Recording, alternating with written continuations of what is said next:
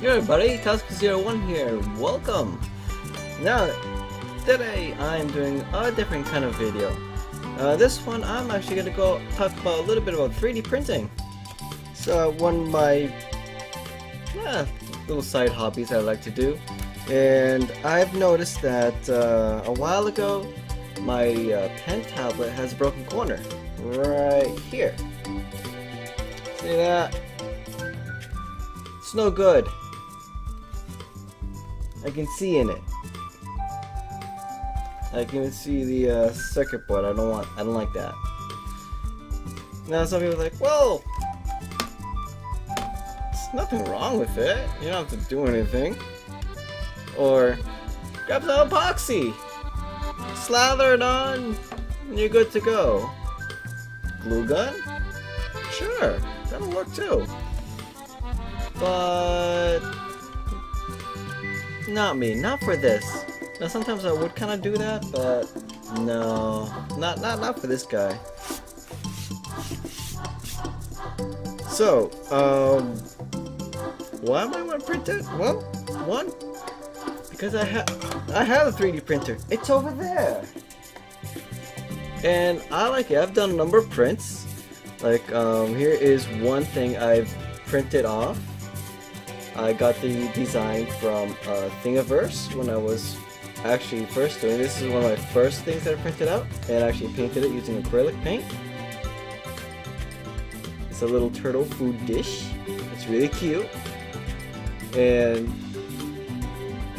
yeah, I hand painted the whole thing.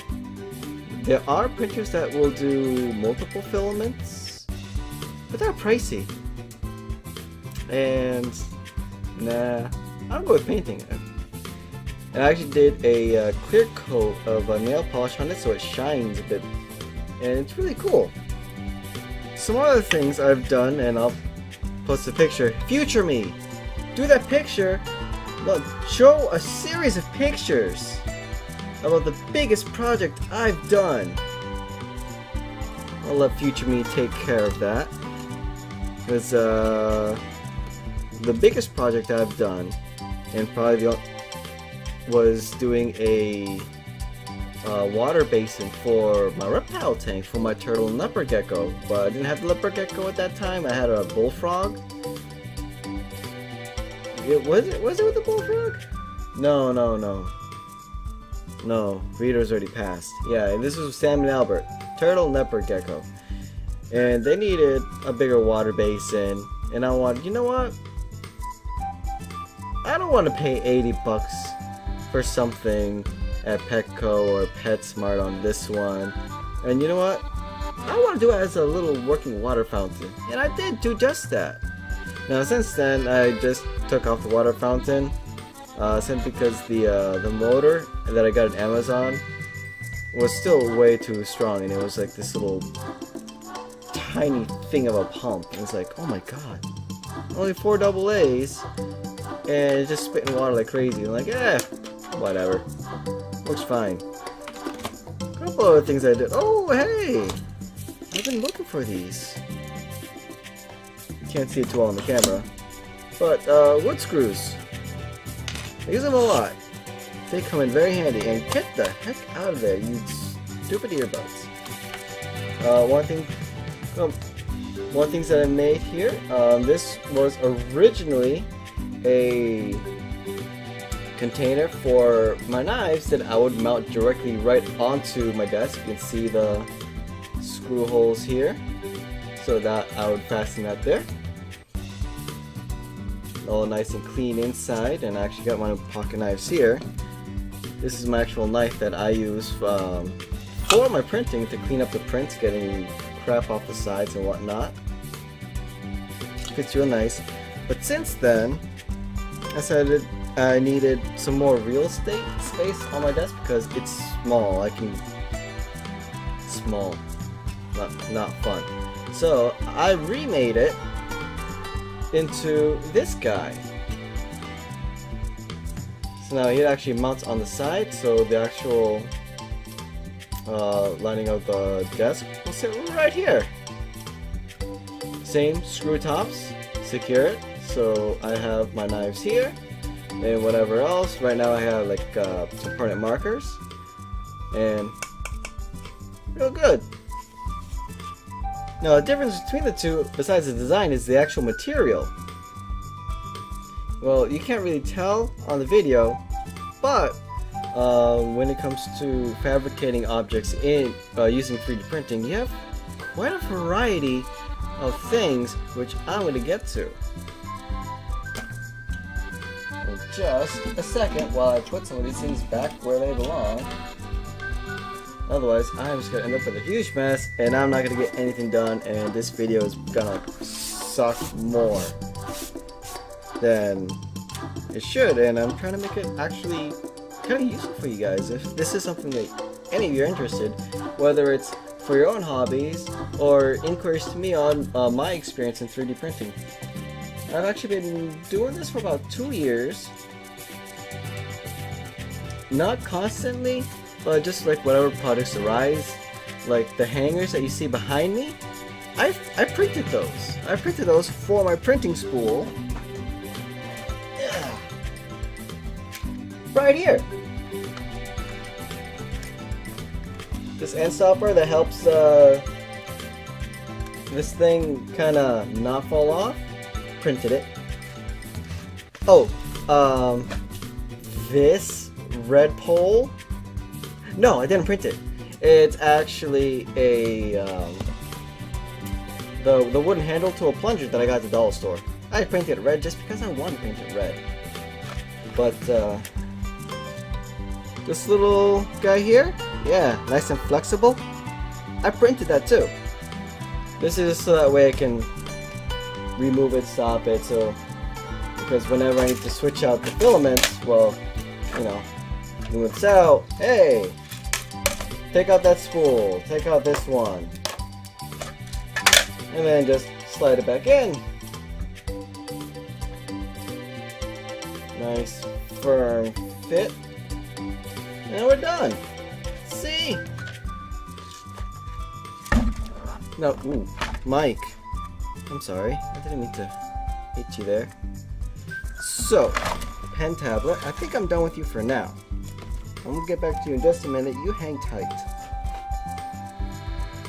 So first, let's talk a little bit about the printers themselves, and if you're considering on actually getting one of these things. Now, it's been quite some time since 3D printers have been made available, and they are relatively cheap if you want to get in.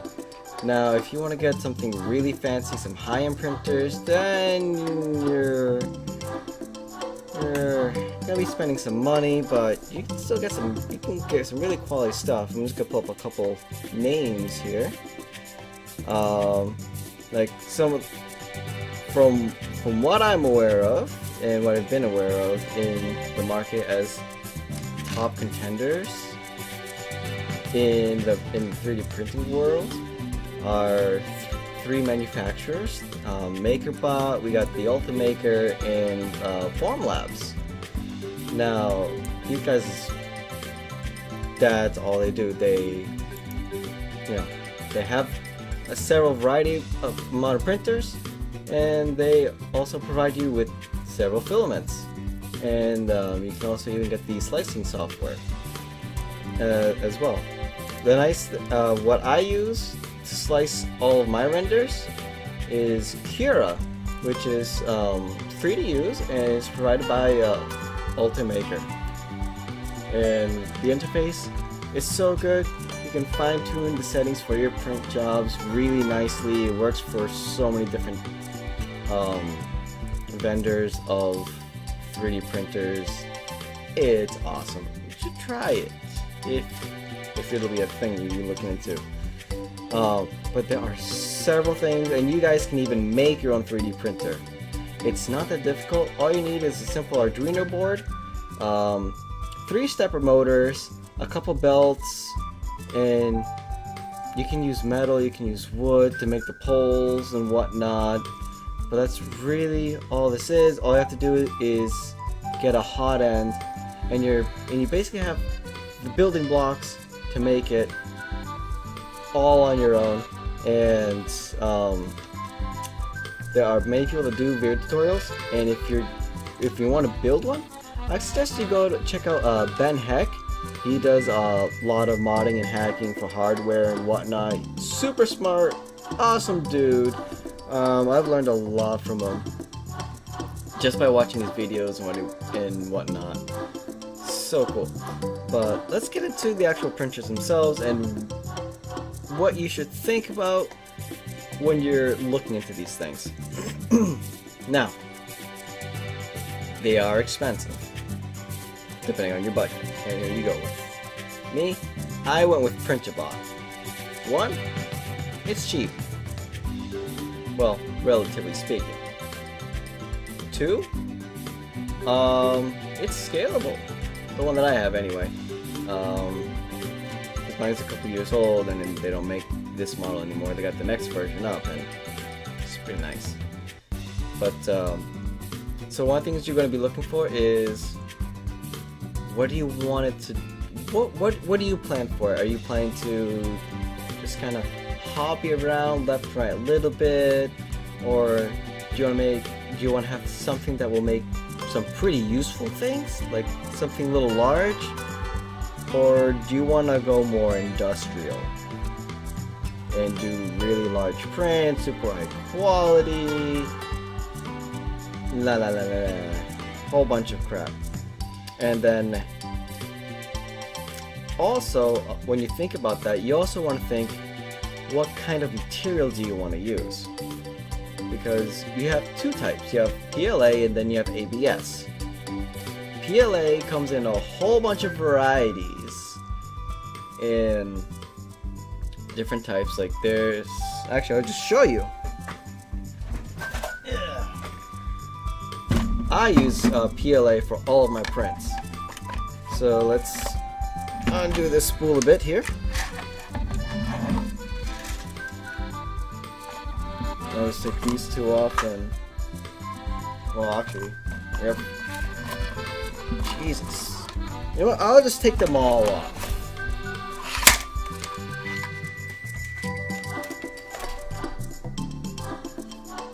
Not bad for $1. So, here. Glow in the dark. It glows pretty good. It's not very strong of a glow, but it's very noticeable. You can see it. It's really nice. I like it. It gives me a nice screen print. This one's actually Printabot filament. Printabot filament is pretty cheap. It's really cheap. It's like 12 bucks for a spool. But I don't buy them anymore simply because I don't get the best of luck when I'm printing them. And sometimes the material is weird. Because when you're looking at filament, you don't want something that's very stiff. Like, let's take a look here. If I can grab some. So we got some pretty good amount of flex. That's good. You don't want too much. But if I try to bend it, that snap, maybe if it bent a little bit, that would be fine. But if I just keep getting snaps, it's pretty brittle. So, not that good. Yes, you do get what you pay for, but I actually get good prints out of this one. So, hey, lucked out. Nice. So, put you back on. Now, the next one infuriates me because it always clogs up my hot end, and I've actually had to use my stock replacement hot end and buy new ones, which I'm still upset about, simply because the hot end's about 80 bucks, 70, $80 just for a hot end. And the hot end, it just melts the filament. That's all it does. But carbon fiber, strong stuff for your print jobs. Now this is actually, it's PLA, but there are shredded bits of actual carbon fiber. The texture is a little gritty from the additional carbon fiber, so it's not smooth, and that's perfectly fine. Then this is actually from 3D Solutech, which I recommend. So you can get a good, doesn't snap, doesn't do anything. 3D Solutech, really awesome filament, great quality. I do get quite a good number of print jobs that succeed from them when I use them, but carbon fiber, I will pass. I can't use this. I'm not going to clog up another nozzle, which is really disappointing because this is a 2-pound spool. And I barely use it. I only got, hold on. Well, there goes one spool on my foot.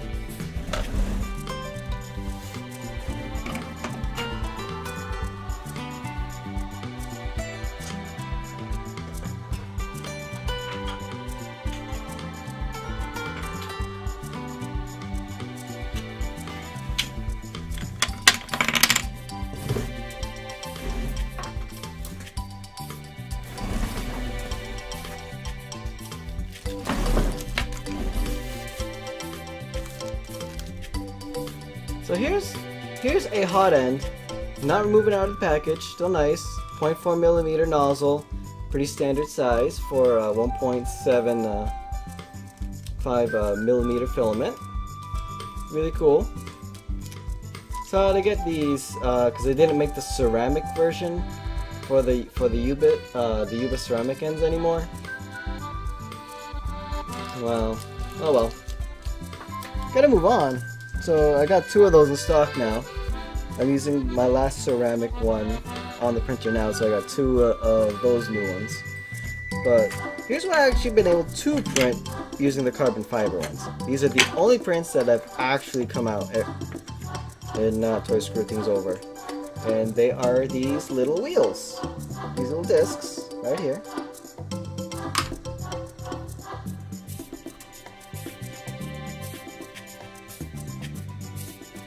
Now what these were for, at the time I was working on a project to make a pulley to bring wood for our wood stove up from outside onto the 2nd floor of the house. So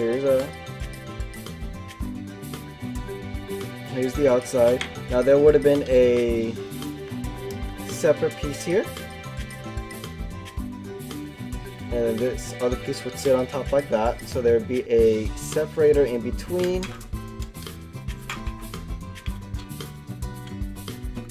So I'm just gonna use the other. I know I had a 4th one here. Whatever. I'll just put in the middle. Oh, there it is.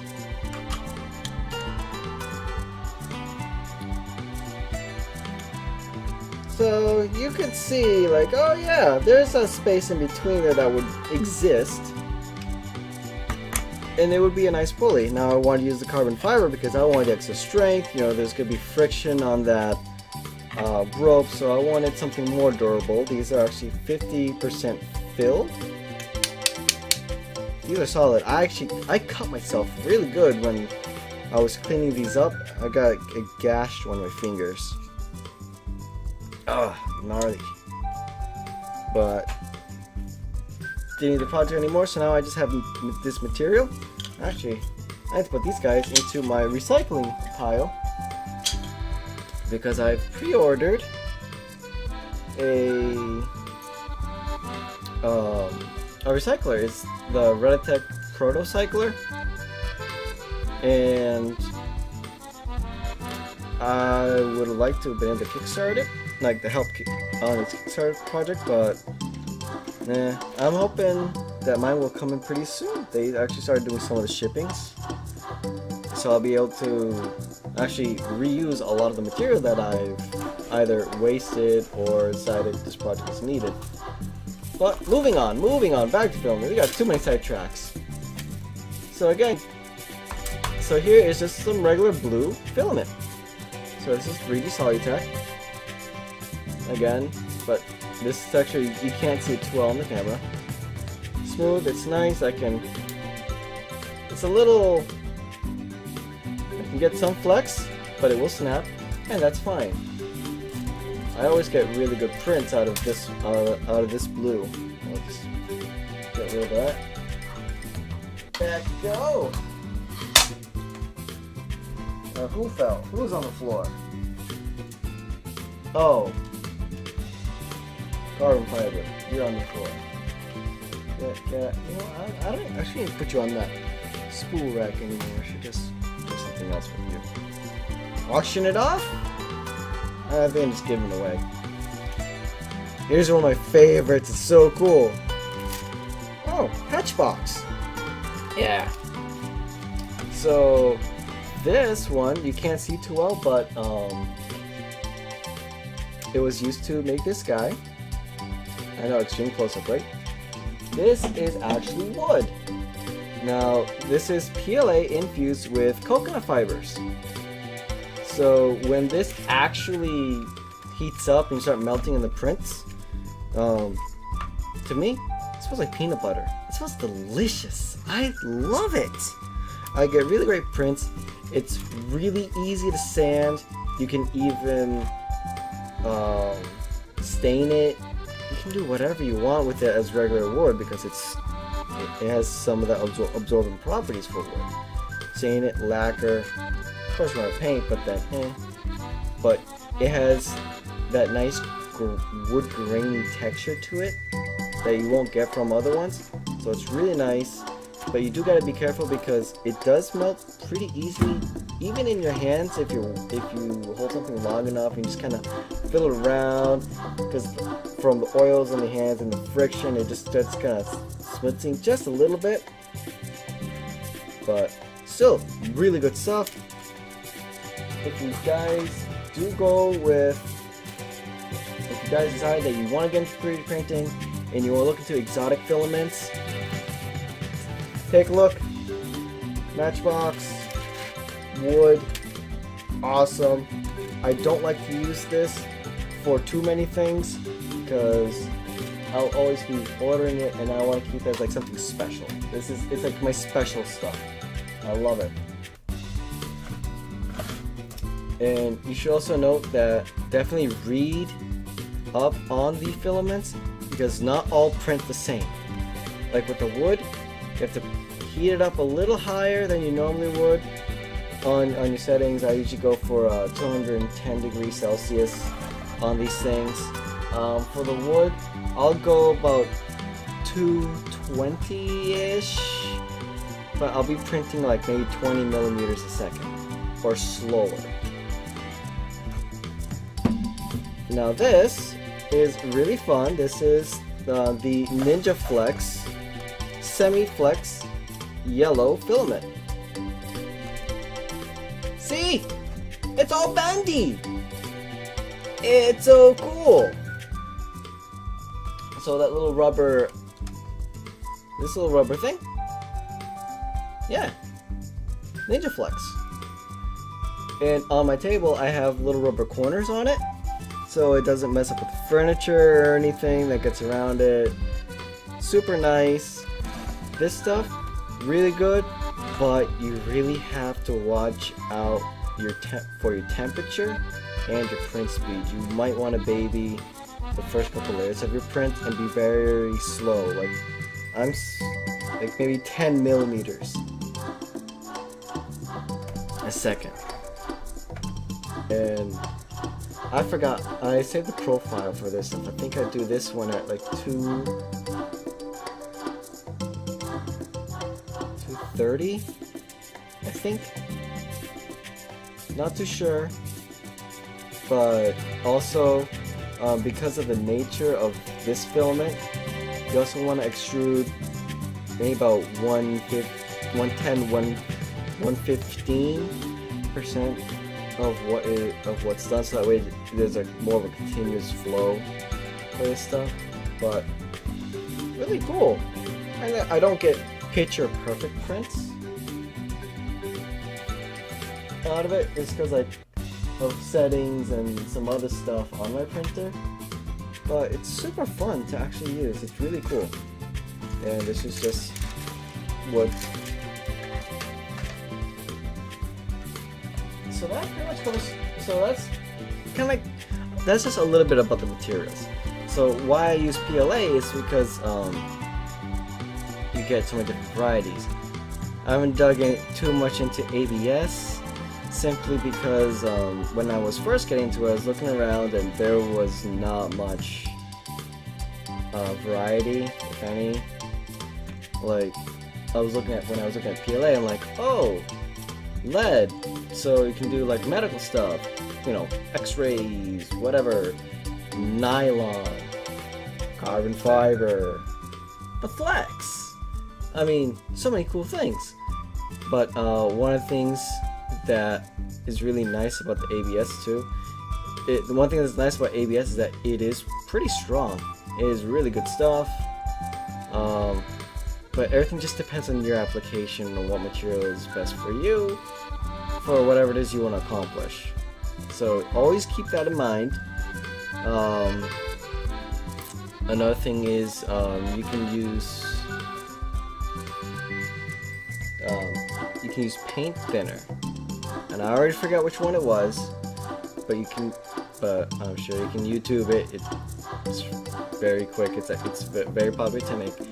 But you can use paint thinner on ABS, and what it's going to do is that it chemically reacts to the plastic and it starts melting it, and people use like little brushes, or they'll have a rice steamer and they'll put the prints, and they'll use the prints with it, so they'll end up with a gloss finish. The little layers just smooth out really nicely. You can go to different layers of applications to get whatever effects, and you can even take two separate pieces, put the paint thinner between two, put them together, let them sit, and they will fuse, and that's really cool. So there's just different things to consider. So now let's go back to talking about printers. Now, a big thing is that I mentioned earlier is what you want to accomplish. I want to accomplish is I want something just to get my feet wet into what this stuff is about, and I wanted to see what I can kind of do, whatnot. And I learned that I like to do more practical things, though I would love to do more of the cool, awesome looking art stuff. But I'm not that good at it. I'm not that great at 3D design. I'm better at practical things, but that's just me. But you have to consider that, and then the next thing we'll consider that's going to determine, help you determine your budget, is the size. The volume of the max volume size of possible print jobs makes the world difference of what the heck you're gonna get. So if you want something that's like, I'm just gonna stick around in this for maybe a couple months, a year at max, and then maybe give it up. So if you're gonna do something like that, then you don't really, I wouldn't say don't do it, but maybe go with like an XYZ printer. They're really cheap and they're very small, but all the filaments are proprietary. You have to use their own filament cartridges, and I don't like that. There are some hacks that you can do that I've seen, so you can use third-party filaments. So it's like there's pros and cons. Or if you're a parent and your kid's kind of interested in it, but you don't want to spend a lot of money, go with an XYZ printer. I mean, I think there's even one that has like its own little built-in 3D scanner. That's really cool. So there's definitely a thing for everyone out there. For me, I picked out the Printerbox Simple Metal, and it's like, yeah, this is right. I could do 4x4x6, and like in inches or more, yeah, than when I first got it. But then there were upgrades, so I got. I only got one. I got the heated flatbed upgrade. So with the heat, I can get a better sticking surface for my paint jobs, a much larger surface so I can make bigger things too. So I got the flatbed. So the next one I kind of want to get, which is only like 80 bucks, is the Z-axis. So I'll be able to do like 9 by 9, no, 8 by 4 by 9. I don't remember off the top of my head, but big print jobs. And total cost, like when I first got the printer, it's like 700 bucks. That's mine. Plus like the $80, like the first upgrade, like 80 bucks. So it's almost $8. And then the other one's thing, it's like for the print volume, that's not bad. That wasn't bad at all. And I already had a spare power supply, so I had to buy that. I had it. I built computers. I'm good. So, but if you want to look into other things, like MakerBot, I mean, you can spend as much as $2 grand on these things, easy. But it's all with what you want out of it and what you want to do. Mine's simple hobbyist, but if you want to do some more professional, more professional stuff, look into MakerBot, look into Ultimaker. You'll be good to go. Now there's also another thing, which is SLA printing. Now SLA uses resin that cures with a UV laser. So the laser does the same thing, one layer at a time, cures the resin and makes the forms out, and that's really cool. I don't have one because I don't want to spend, you know, up to $4 grand on a printer. I'm not doing it. I think the cheapest is like $1.5 grand. No, that's not within my budget to kind of experiment and play. But it's really cool because you can do some forms easier. You don't have to worry so much about it. You can get different resins, kind of like with PLA, the different things. But that's about it. You can get some cleaner stuff, but it's all about the look and the application that you want to achieve. That's going to determine what you want. So now that I've kind of covered that, I'm just doing a quick, overview of things. One of the tools you will always need that you will never ever look back on is getting a caliper. Now, my little brother got this for me for Christmas, which was super cool. Which is electronic caliper. The battery's dead, so I don't see that, but I can perfectly read the measurements when I'm doing this thing. So if I want to measure, come on, this thing, I'm like, oh, okay, what is it? This is 30 millimeters. Perfect. How about the thickness of the wall? What is that? 2 millimeters. Easy peasy. Lemon squeezy. How about going in between here? Kind of would help if I did it in camera so you guys can see what I'm doing, right? So I take that out and I'm like, what is it? Oh, that's about 26 millimeters. So I can check out the dimensions of something that I want. So when I'm going back to get away, get out of here, you evil filament.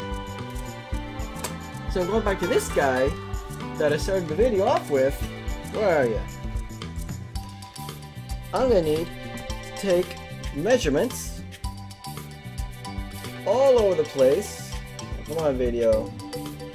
Come on, me. Do better. I'll need to. Okay, this is a better way to demonstrate. And kind of figure out what I'm gonna need for sizes. So right now this gap, if I'm looking at it, going from here to the foot,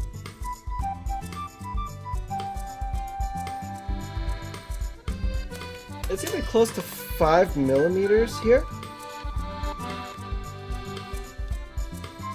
No.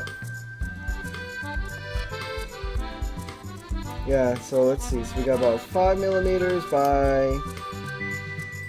Okay, so the thickness of the shell is 2. You always want to take a lot of notes when you're doing this. And the whole thing is gonna have to come out almost at 8. So I need a space. Actually, no, I was about 7. So I need to make.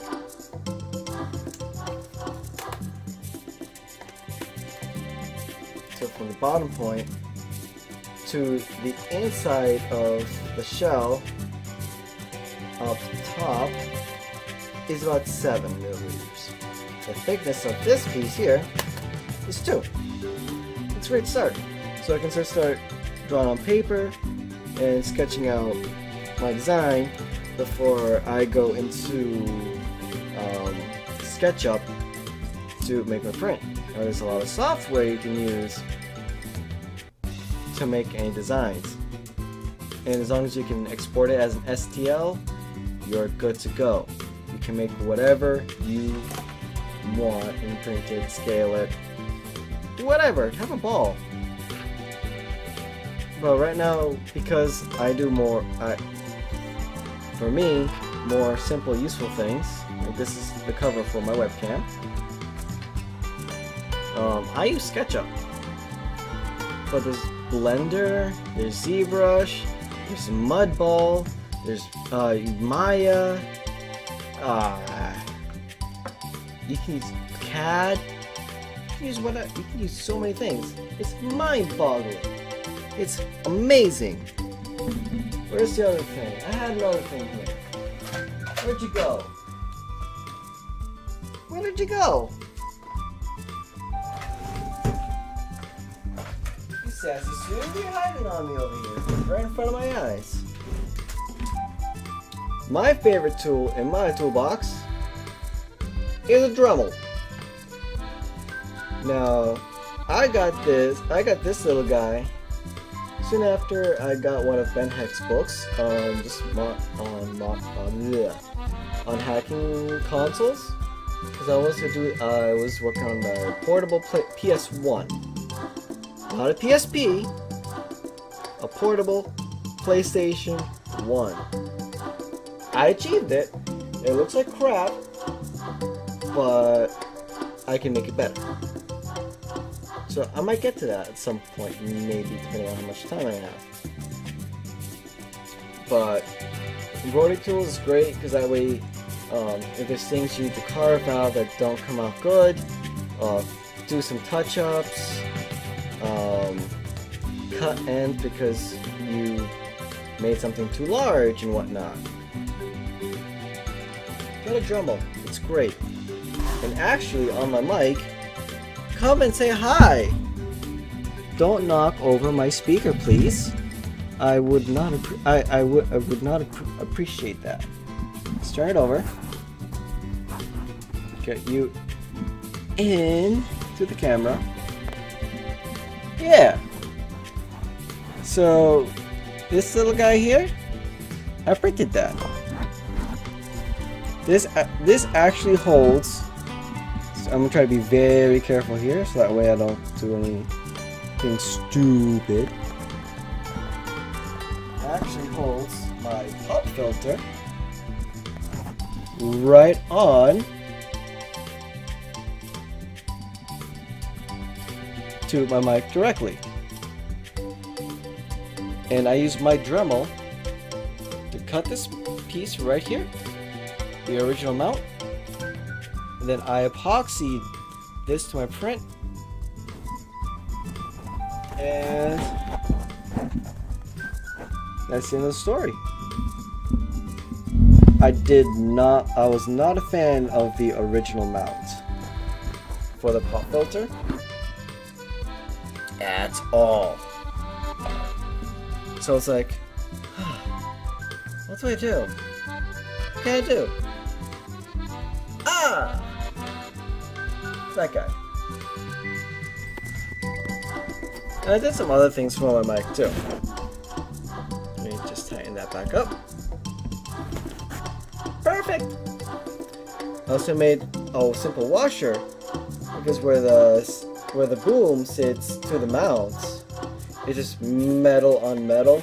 So when you turn it, it grinds, you get metal shavings, then that just makes a mess. So I made a simple plastic washer, go around it, separate it, problem solved. But let me know what you guys would like to see in the future. If you guys want to see me do some print jobs, if you guys have any ideas what you want me to do, want me to try to make it like a character from a game that I've played. As a warning, it will not be fantastic. I'm not that great. I'm not the greatest at design work, so I'll do the best that I can, and I'm just gonna have fun with it. That's all I'm gonna do. I'm just gonna have fun with things, because that's what all this is about. Is just having fun, and sometimes, you know, fixing a couple things that, you know, are broken here and there. That's about it. You guys have any questions, comments? Let me know. I want to know what you guys think, so I can make something. I was gonna repeat myself and say the same thing that I've been saying like 5 times over, maybe 6 times. I want to be able to provide, you know, good content for you guys. So if you need a hand with things, let me know. I'll try to figure something out. You know, like I've done projects for my fish tank, where I've used some of this stuff, some of the flax, and some of the regular stuff, and made myself a protein skimmer for my freshwater tank, which, oh my god, so nice. Excuse me. It works so good. You know, I made a container. I made an external container for my filter because the media likes to float up and it needs to be pushed down. So I made a vise for it so it can stay down, not float, and work good. So yeah, if you guys have any comments, you know, ideas, questions, throw them at me. So I'm gonna apologize right now if I don't get to them right away, whether it's me answering back or making a video. Okay, but I will get to these things at some point. I just need to know what you guys would like to see. So I hope you learned a little something more about this, about 3D printing, and what I would like to show you guys. And that's about it. So thank you everybody for joining me, and I will see you in the next video. Bye! Oh, I forgot. There's another really big problem that people face when it comes to 3D printing. And that deals with your prints not sticking to the bed and warping.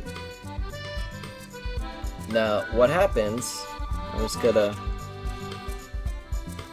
take one of my Yu-Gi-Oh cards here. Yeah, I played Yu-Gi-Oh! I got it. Look, it's Soul Exchange. Is it? No, yeah, this is actually my second copy of it that I ever bought when the starter decks first came out.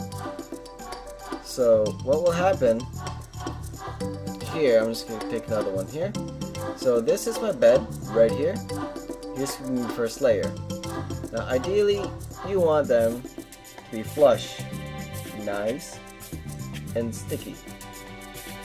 What will happen sometimes, and this happens with or without a heated bed, regardless of your material, is that you'll have corners that will want to lift up sometimes more.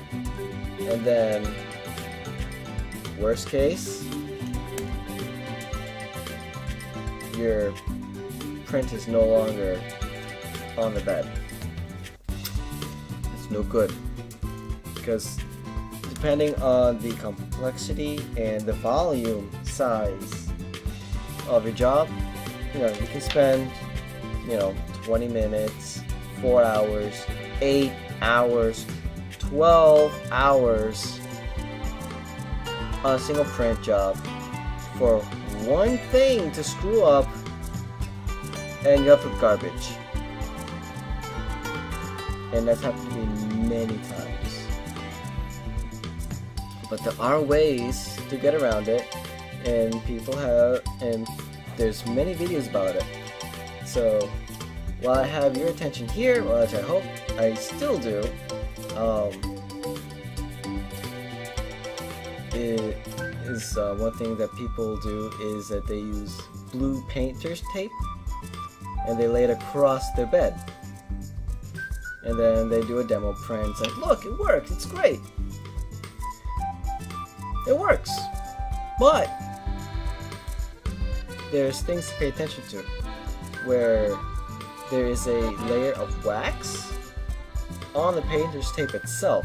So what you have to do is get some rubbing alcohol and get a cotton ball or paper towel, something, soak the stuff with the rubbing alcohol and wipe the surface of your painter's tape after you've laid it on the printer, because you want that wax off. You'll know once it's off when it stops being smooth and your material just kind of starts sticking to the surface a little bit, because you want some grit on that. You want some grit, you want to feel, once you have that, you'll be so much better. Another thing that is also available is Captain tape with a Kapton. I always forget. This is not the best stuff, but it does work in the sense of what I want from it. This is a roll of Capton tape from Monoprice. PrinterBot does sell them in nice thick sheets that apply very nice and smoothly. This is crazy, super thin tape that will screw up quite a bit. And applying it kind of sucks because you have one of the things where if you have bubbles, it's not so good. You don't want bubbles. And the way I get rid of bubbles over time is through the heat. So slowly, bit by bit, heat, and this vacuums up and gets the job done.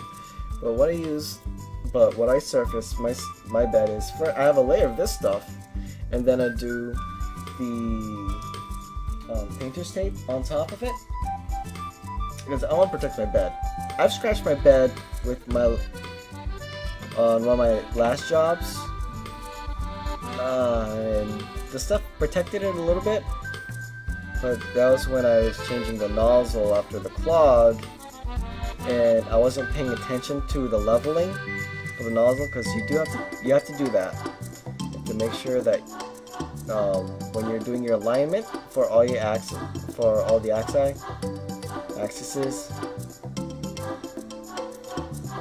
that your lowest point doesn't go below the surface. You want a nice little layer where your hot end is going to deposit all the material. Yeah, that didn't work out too well. So I scratched it. I made some readjustments, and good to go. I have to readjust a little more to bring the nozzle just a hair, and I barely have it, maybe 0.4 millimeters now up. I'm gonna probably bring it down to another point lower, because you don't want it to droop down and then layer like that. What you want is, here's the thing, here is that. You want to just gonna go, actually I'll do it this way, where it's just gonna leave it on top.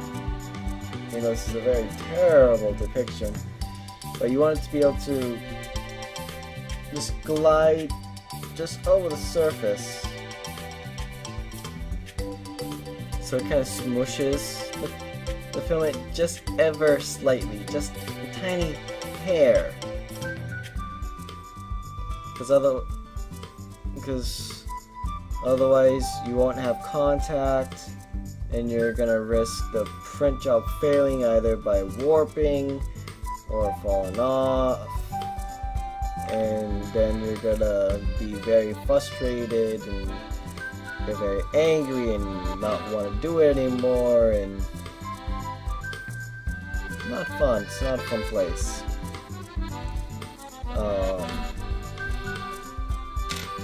So another tip that is also out there that I use is to spray a layer of hairspray onto your printing surface, let it dry, and do like another coat, and it works for me very well. Just doing the combination of things. So I'm protecting the surface of my bed, which is the most important thing to me. I'm adding points of contact because I have a rough surface using painter's tape, and then I have a little bit of layer of glue using the hairspray. Now you can also use glue stick glue. I tried it, I didn't like it. Didn't really know how to really apply because videos I've seen weren't really that good in what they did, and I ended up making a mess. Not for me. Not for me.